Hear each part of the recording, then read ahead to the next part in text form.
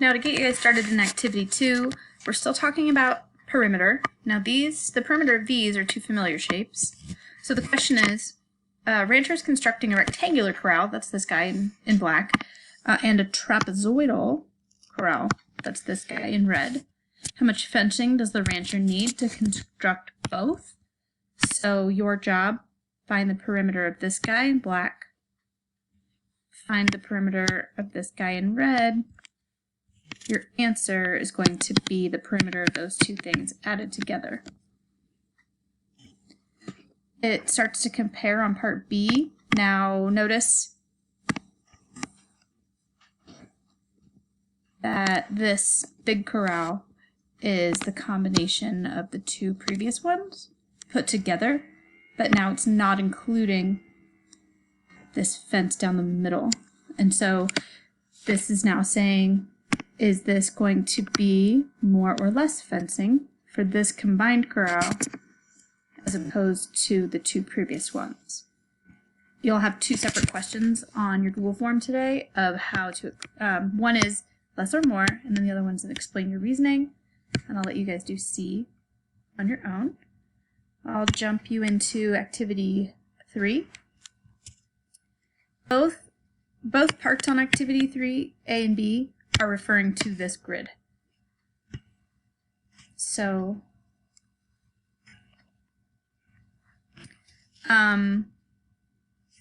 you're installing tile that borders a swimming pool, shown on that grid on the next page. Each square is going to represent 1 foot. Our first job is to figure out how many tiles do we need. So these dark gray squares, these are the tiles that we're talking about.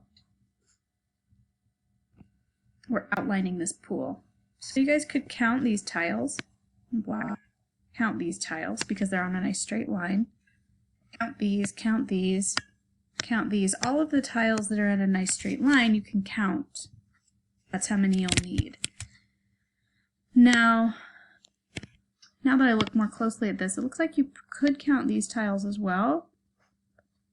The idea of this problem is now thinking about how to use what you know about familiar shapes. So you can count those straight sides. You can also look at the fact that this looks like a circle, and you know how to calculate the circumference of a circle. It is pi times diameter. So try to do it that way if you can.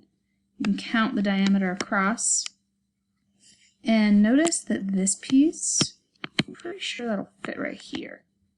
So you could make a pretty good approximation with one whole circle, the circumference of it, and then this piece, considering that's a part of a circle. So I'll let you figure out what fraction of a circle you think that might be, and let you estimate.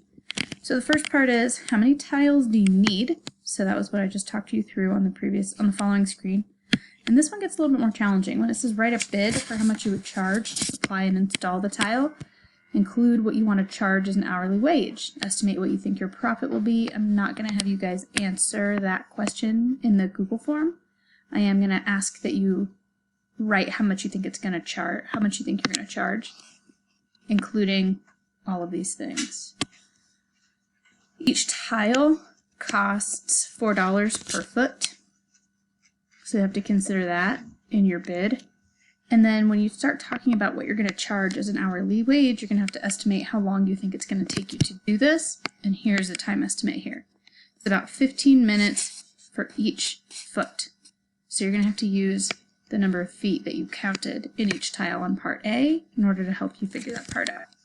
So hopefully this is a decent intro into our lesson on perimeter of composite shapes, which we'll do an official lesson for tomorrow. Good luck, and let me know if you have any questions.